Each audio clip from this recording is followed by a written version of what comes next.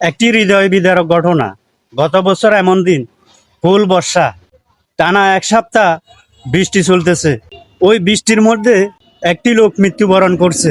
যেদিন মৃত্যুবরণ করছে ওদিনও প্রচুর বৃষ্টি। সেদিন তাকে দাফন কাফন করা হয় নাই। এর পরের দিন তাকে দাফন কাফন করা হবে পরের দিন সকাল 10টায়।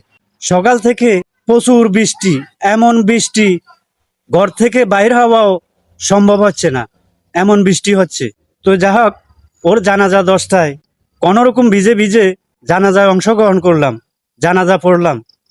জানাজা পড়ে লাশ দাফন করতে গেলাম কবরে।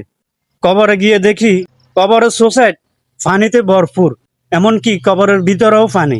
কবরের চতুর্থ সাইডে বানটান যা দিছে কোনো কিছু কাভার হচ্ছে না, কবরের ভিতরে পানি ঢুকে গেছে।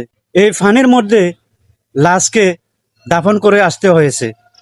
এই দৃশ্যটা দেখে আমার আফসেরাপ কান্না এসে গেছে, চোখে পানি এসে গেছে।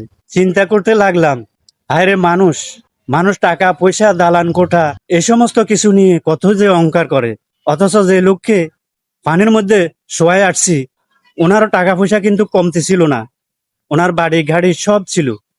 সব কিছু থাকা সত্ত্বেও মৃত্যুর পরে তাকে আর ওই দালান কোঠাতে রাখা হচ্ছে না, তাকে কবরের মধ্যে ওই পানির মধ্যে ভাসিয়ে রাখা হয়েছে।